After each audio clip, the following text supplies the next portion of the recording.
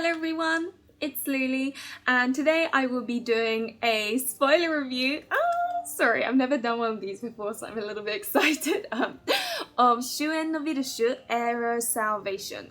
And this is a game that was recently released in Japan, literally like a couple of weeks ago actually, and I'm not sure if it will get localized. Personally, I feel like it will be, but I liked it so much that I've decided to do this like Otome diary type thing where every time I finish a route I will be making one of these videos. So today I will be going through the common route, and then the next one will be on Lucas or Luca in Japanese, and those are two routes I've completed so far. And again, as I said earlier, this is a spoiler review, so if you would like to go straight into the game without, if you do plan on playing it and you want to go in blindly without knowing anything about it, then I would swiftly move on. As to those who can only play games in English, part of me feels like this game will get localization in the future, so I would bear that in mind before continuing with this video as well. I just don't want to spoil it for those who are curious about it but really don't, you really don't want to know more details. I just wanted to make that short. But anyway, I'll start with kind of talking about the synopsis, so what we all knew about the game before it was released and we all started playing it. So the synopsis is that there's this girl called Celis, and she's kind of considered almost like a death god because whenever she hangs out with someone or is with someone for too long, they would end up dying in strange ways. And it literally starts off with this girl talking about all the different cases of people who have died as a result of her. And it literally starts with case 1, case 2.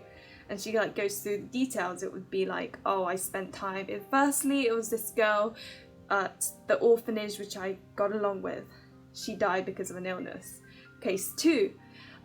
This other girl in the orphanage who was older than me and felt sorry for me, so hung out with me. She died too. Case 3, and it would go on until it gets to like case 5, and she's like case 6, case 7, case 8, case 9, and then when I realised I couldn't count of how many there were anymore. And she also kind of causes this fire almost that killed a lot of people, so as you can tell it's a super depressing game. And actually this boy saves her from this fire, and I think the people who survived was literally this girl and the boy who she thinks has died, and it turns out to be I don't know how to pronounce his name in English, but in Japanese is Ivu, or I think it's Ives in English, and yeah, she just sort of ends up meeting him later on in the common route. But it's also set in this world that again is super depressing, because in this country the person's maximum lifespan is 23 years old. Once they reach 23, no matter how healthy they are, the moment they reach 23 they die. And they have come up with this kind of technology almost where people can register their DNA as well as their memories, and then when they die they can turn into these things called relivers, which is like a clone of that person with their memories downloaded onto that clone. However, it's not perfect, and the reason why I say this is there are certain emotions that it can't seem to transfer, and one of them is love. So people who are really in love with someone, sometimes they choose not to go through this process and just die at the age of 23 because they can't stand the thought of someone sort of waking up as a clone and then not being in love with that person anymore. And it's quite, that is quite depressing, right? How your feelings, you remember that they were important to you and yet you don't feel that way. Like that must feel really horrible. So some people do choose not to go through this technology, and but yeah, that's the kind of world it's set in. So despair and more despair, I guess, because it's this death god and living in this terrible world. But then personally I couldn't help but think, if that's your normal, if to you it's normal to die at 23, I was always thinking of how your pets, like a dog for example, if they manage to get to 15 years old, it's whoa, that's amazing, that's so long lived. Would it be like that, whether you kind of think, oh, it's normal to die at 23, so you don't question it type of thing? But I guess the reason why maybe it got questioned was because one day an outsider ends up on this island in this country, and then is like, why is everyone dying at 23, and questions it. And I guess that kind of made people in the country think like, oh, is that not normal? And then perhaps that's the kind of source of why everyone's like, oh, 23 years isn't long enough and all that. And it is really weird because no one ages. They stay at 23. Like if they die at 23, if that's when they make their clone, they look that way forever. So let's say you're a 12-year-old and then you have like an illness and you might die, so you register, you know, your DNA and to make a clone of yourself. Forever, the rest of your life, you look like you're 12. And actually one of the scientists looks like a child and continues to look that way for however long.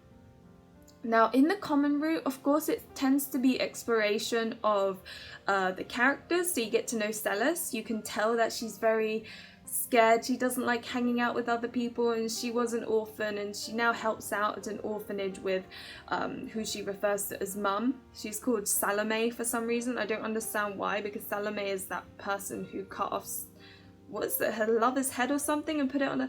I don't really understand why she's called Salome, but maybe I'll find out later and if it's just a coincidence. But yeah, she lives with this nun that she refers to as mum, and yeah, the children are a little bit scared of her as well because of the rumours, and you do find out that she is kind of cursed almost and is like a death god, and you sort of see her life. And then one day she encounters Eve. She doesn't realise that he's the one that rescued her from the fire that she caused. However, you do kind of see that she's gradually recognising her, and eventually I think she does in the common route. And funnily enough, it's when they come to the room and like things happen, that an explosion happens and Eve almost dies, or pretty much dies. His heart stops. Unfortunately, Lucas is one of the love interests, also happens to be there and manages to save him. Now this is where I did start finding him suspicious, but let me quickly go through the LI so you don't get like lost in track when I start like fangirling over certain characters. So you have Eve, which is the boy that saved her from the fire that she supposedly caused. You have Adolphe, or Adolphe, I don't know how to pronounce his name, who is kind of like her older brother. They are not related, but I guess she sees him like an older brother because he was always sort of supporting her, like obviously within reason, so that he doesn't die from her weird death god powers. But yeah, that's who she is. There is Mattis. Mattis is someone that you encounter in the common route later down the lines. He is a son of noble and he's kind of on his own. You have Xian.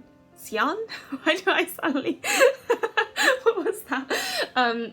In Japanese he's called Xiang, and in English I guess I don't know how to pronounce him, Xian? I don't know, but I'm just going to go with Xiang. He is the head researcher and he's the one that came up with the reliver technology.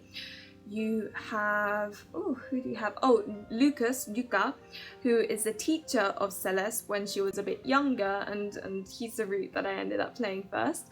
And then you have Anku, which is a mysterious guy, non-human guy of some sort, that appears in front of Celes in a moment when I talk about the event that happens. And so yeah, when Eve almost dies and Celes thinks he's dead at this point, she kind of slips away, and then she's so full of despair that she's caused so many deaths, even this person who saved her, that she tries to commit suicide. And that's when Anku comes along and prevents it from happening, and he tells her, look, okay, I know you have these death god powers, and he talks about how he's sort of frustrated because he's the one that has to guide the souls to the next world, and there are so many people dying in this country that he wants to find a way to kind of sort of slow the process down a little bit. And so she manages to survive, and yeah, and you know, she ends up going back, but on the way to going back to the orphanage she encounters a terrible incident. And this is where it gets really, really gory, to be honest. It's not the most gory thing that happens so far, but it is messed up. She encounters basically a mass murder scene where there's a whole bunch of dead bodies, and then everyone thinks it's her that's caused it, when it's actually this murderer that you find out, called Blow, who's been going around killing people. And it's really grim because he has this sort of like ritualistic way of killing people. He kills them and then he takes out their heart and then puts a dagger in their sort of the hole in which the heart belongs. So he has this ritualistic behavior, and because he's so overpowered, no one's able to catch him. So you have like, because you have 3 districts in a way. So you've got the center bit, which is the researchers, and it's also where the royal people live. You have, and it's called, I think, Serune.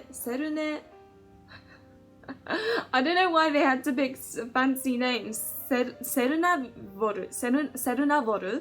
Then there's the outside bit where you have nobles, and it's a bit more sort of like middle class, and people who live here are a bit more prosperous. And this is called Shudi, and the poverty-ridden area, like almost the slums, is called Kune.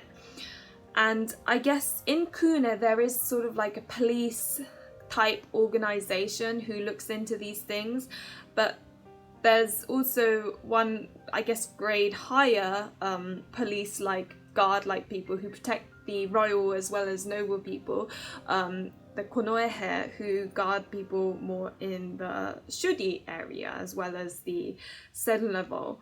And basically Adolf is part of the police that is in Kune, and it's kind of sweet because they act specifically in that area because they feel sorry for those who are in poverty, and you know, they have their activities in there, and and I guess they're the first people to kind of encounter this sort of murderer, and they try and solve this. And basically the common route is a process of finding out that there's this mass murder all the way to him supposedly getting defeated.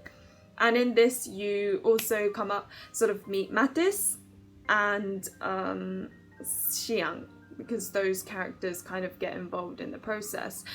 And I think, although I found the sort of killer thing really interesting, because I do love that kind of crime and action-packed thing, I think it felt slow because obviously they had to introduce the characters, and in the process they, you know, get together and they kind of stay in I think Adolf's house, and you know, you see them like kind of come up with a plan and hang out with each other. And then you see the fact that Xian really doesn't care, he just wants to get rid of this killer. And then you have Mattis, whose older brother was killed by this killer also, so he has this like real strong revenge feel.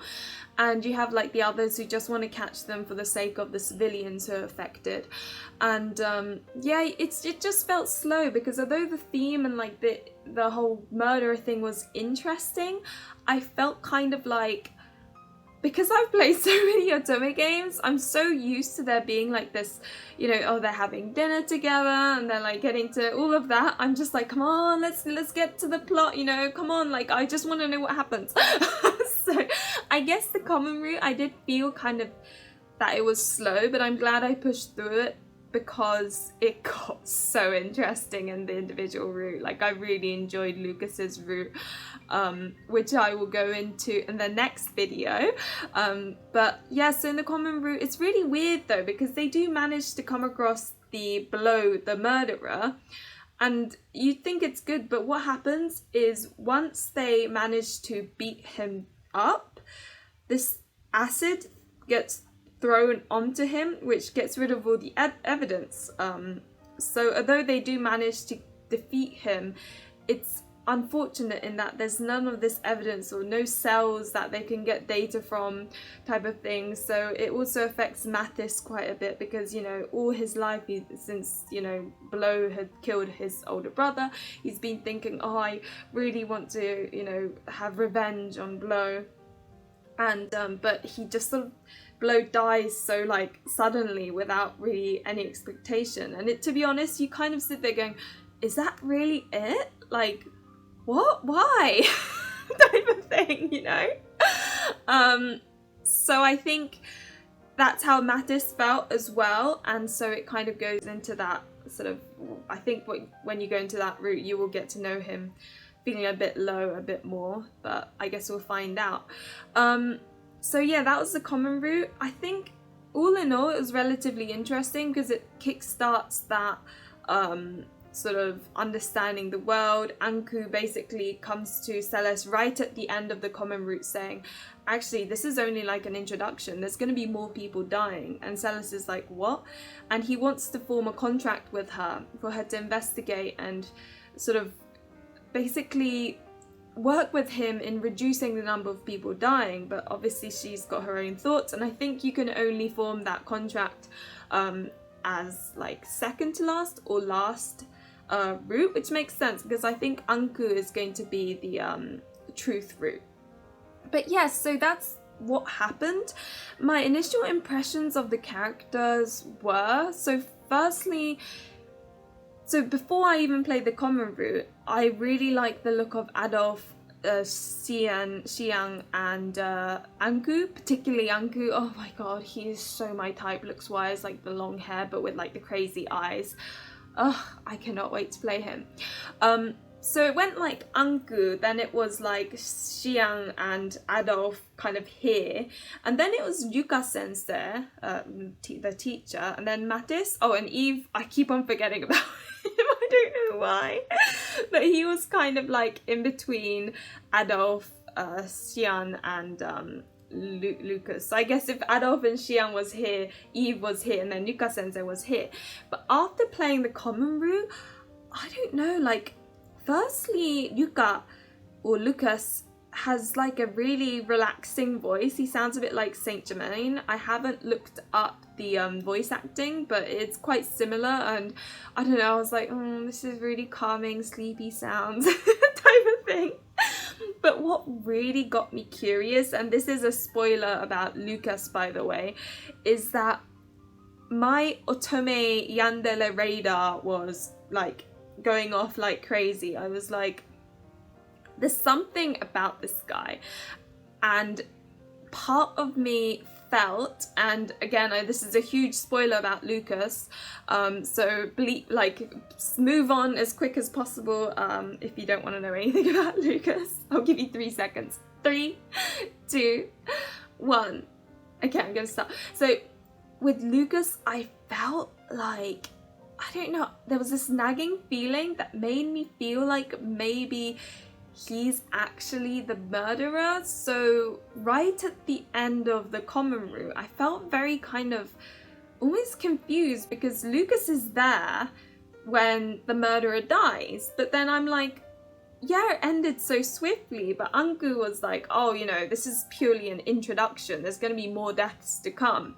So another part of me was like, so maybe that's another body and the Blow is still actually alive and it's actually Lucas. So that's what was going on in my mind, which is why I had to play him first. Normally I go from like least interested to most interested, ignoring locked routes and stuff. So initially I was going to play Mattis first, but I was so curious about Lucas that I just could not help it, which is why he's the route that I picked first. And as for the other characters, for some reason I found Adolf's sprite somewhat amusing. There's this one that he's like this, which I'm not gonna lie, it makes him look really sexy, but the other ones are really like, It's a bit like, you know how Nicola from Pure Fiole, some of you, if you've played it, will probably understand what I mean. His sprite, he looks really cool when he's from this angle or that angle, but the moment he's like face on, it's like, what happened, Nicola? Your face doesn't look as handsome as it did when you were looking sideways. So, yeah, no, I think it was a tiny bit like that. I've gotten used to it now, so I'm like, he looks cute, but yeah, I don't know. My impression of him changed in that I had obviously no idea what he was like, and then I like that confident, always protective of Celes kind of feel about him, so that did give me bonus points. Xiang, it also got bonus points because he's got this so like nonchalant, gives no, you know, doesn't care about anything in the world apart from his research field. But his room is really messy when you kind of go into his room, and it's like, I get the feeling, and I could be wrong, but I get the feeling that he's the type of character that is maybe an Ore-sama trope, which is, as some of you probably know, one of my favorite tropes. So I get the feeling that's what he's going to be like, but he's a type that becomes a little bit childish or like kind of cute, and maybe he'll show some interest in Celeste but not understand why, and I'm really hoping it's one of those tropes because I love that, and I haven't come across that in a while. So he's gone up quite a bit. Lucas, as you know, skyrocketed because I just went on full fangirl mode earlier. Mattis, he lost points. It's just, he's a Shota character and he looks too cute and too girly, and I really like kind of masculine guys, and so he looks really pretty, but he just isn't my type. And he, right from the start, he's very introverted. He can't express himself very well. He hides himself from everyone around him, and if anything, I found his butler way more attractive. He's called Jan or Jean, I think, in English, and he's just so good. I'm so sad he's not in LI, and yeah, so yeah, if only they had switched Mattis with his butler. Is what I thought in the common route. And then you have Eves, who is he's a bit too cutesy and innocent. He looks cute, but he has this interesting relationship, I think, where they're really good friends. He has this friend called Hugo, who's really close with, and I don't know, I just get like this vibe where they're like too close. I don't know, I feel like I'll get jealous watching them. So I don't know, he's just too cutesy and a bit aloof. There is a scene in the common route where they all like eat food and then they get drunk, and he gets drunk really quickly. Same goes for Xian, which kind of, it was really cute, I'm not gonna lie. But yeah, it was, I don't know, he's just too cutesy. That's why I keep on forgetting about him. Like whenever I'm telling people, oh, my ranking is this, everyone's like, you missed out Eve there. And I'm like, oh crap, I forgot about him, and I think he's basically the poster boy. So oh gosh, but yeah, no, he's too cutesy. And then who else is there? Anku, right from the beginning, nothing's changed. I'm still curious as ever about him. He's a complete mystery. He doesn't appear that much in the game, at least in the common route yet. So yeah, I'm still super curious about him and looking forward to playing him. He's gonna be the last one I play, I think. And yeah, as I said, no real difference in impression there. He still has his crazy eyes, he's non-human, he's mysterious, one of those characters where I just want to know more and more about him, because you don't really learn much. At least you didn't really learn that much in Lucas's route or the common route. So yeah, it will be fun. But so those are kind of like the impressions I felt after playing the game. Yeah. And I think I'll kind of leave it there. As I said, this is supposed to be like a diary thing, where I rant and talk about how I felt about the common route. It really did feel slow for me, but I really, towards the end, I was like, this can't be it. I need to learn more about this murderer. And I knew it was going to be just full of despair. I mean, the endings is literally, you can't get the good endings until you've played all despair endings of 4 characters. And so yeah, it's definitely not for the faint-hearted, and I would recommend it to, you know, people who are like advanced Otome players. As I say, like, I don't know, if you don't like bad endings or you're looking for a rom-com, I most definitely would not recommend this game, because oh my gosh, I played one route and was feeling a bit like, oh, this is heavy.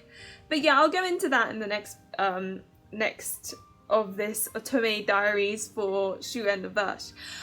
It would be exciting if you've watched this review and you're like, oh my gosh, I agree with you, or I disagree with you, or whatever. If you want to talk about it with me, either join my Discord or put your thoughts in the comments below, and I'll try my best to answer, because so far this game honestly has taken the place of first, like, my favorite Otome game in my heart, and I am really surprised because I don't know, I just wasn't expecting it. I guess the art style is really beautiful, but I just thought, I don't know, I just didn't think I could like anything more than you know, Cupid Parasite or Shuuen Digit, or, you know, I'm just really happy that I've encountered the game where I'm just like losing sleep over it.